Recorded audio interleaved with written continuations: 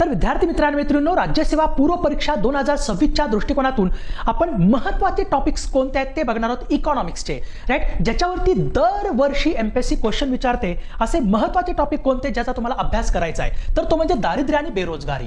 दारिद्र्याचे निर्देशांक, absolute poverty, relative poverty, MPI, नंतर global hunger index, इनइक्वालिटीचे index असतील, नंतर दारिद्र्याच्या समित्या दांडेकर आणि रथ समितीपासून तेंडुलकर आणि रंगराजन समितीपर्यंत कंप्लीट तुम्हाला अभ्यास करायचा. नंतर मानव विकास, याच्यामध्ये एचडीआय, आयएचडीआय, जीडीआय, जीआयआय, नंतर ह्युमन कॅपिटल इंडेक्स, जीवनाचा भौतिक गुणांक निर्देशांक, आणि आता नवीन एक आलेला PHDI, right, planetary adjust human development index, याच्यावरती एखादा क्वेश्चन येऊ शकतो. नंतर लोकसंख्या भारत आणि महाराष्ट्राचा कंपॅरेटिव्हली तुम्हाला अभ्यास करायचा आहे आणि तो डेटा अनालाइज करून त्याच्यातून स्टेटमेंट तयार करायचे आहेत. नंतर वित्तीय समावेशन आणि वित्तीय समावेशनाच्या योजना, राईट, त्याच्यावरती क्वेश्चन दरवर्षी येतो. नंतर शाश्वत विकासामध्ये तुम्हाला पर्यावरण बदल विषयक परिषदा, नंतर शाश्वत विकासाच्या परिषदा, त्याच्यामध्ये असणारे वेगवेगळे ॲग्रीमेंट असतील, कन्व्हेन्शन्स असतील, नंतर एसडीजी, एमडीजी यांचा तुम्हाला अभ्यास करायचा आहे. त्याच्यावरती दरवर्षी प्रश्न असतो. नंतर पंचवार्षिक योजना, प्लॅनिंग कमिशन, एनडीसी, नंतर नीती आयोग आणि 1 ते 12 पंचवार्षिक योजना त्या तुम्हाला व्यवस्थित अभ्यासाच्या आहेत, कारण याच्यावरती सतत एमपीएससी दरवर्षी क्वेश्चन विचारताना दिसते. आणखी काय करायचंय, राष्ट्रीय उत्पन्न आणि राष्ट्रीय उत्पन्नाच्या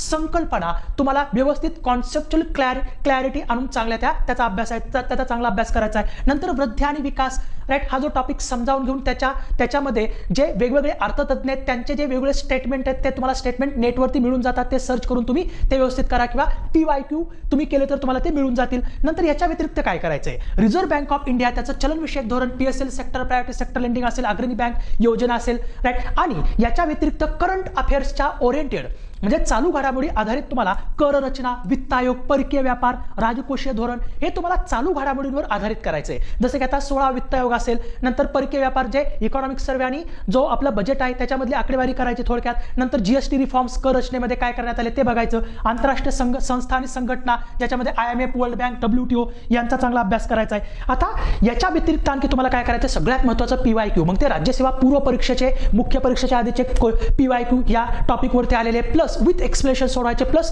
कंबाईन पूर्व आणि मुख्य परीक्षेमध्ये आलेले सगळे PYQ विथ एक्सप्लेनेशन सोडवा. व्यतिरिक्त इकॉनॉमिकचे करंट अफेअर्स. आता याच्यासाठी कोणते बुक वापरायचे, तर याच्यासाठी फक्त तुम्ही काय करा, जे आपले किरण देसले सरांची जी दोन्ही पुस्तकं आहेत ती दोन्ही पुस्तकं वापरा, राईट. किरण देसले सरांचं भाग 1 आणि किरण देसले सरांचं भाग 2 डेव्हलपमेंट. आणि याच्या व्यतिरिक्त तुम्हाला त्या रिसेंट 2013 पासून आतापर्यंत ज्या वेगवेगळ्या योजना केंद्र शासनाने सुरू केल्या, महाराष्ट्र शासनाने सुरू केल्या, त्या योजनांचा एक चांगला अभ्यास करा. ओके, हा माझा नंबर आहे, याच्यावरती तुम्हाला काहीही आपल्या ग्रुपमध्ये जॉईन व्हायचं असेल तर याच्यावरती तुम्ही मला मेसेज करू शकता. मी तुम्हाला आपल्या ग्रुपमध्ये जॉईन करतो आणि याच चॅनलवरती दररोज आपण 7 PM ला इकॉनॉमिकची रिव्हिजन घेतो आहे, तिथं नक्की या. सो धन्यवाद.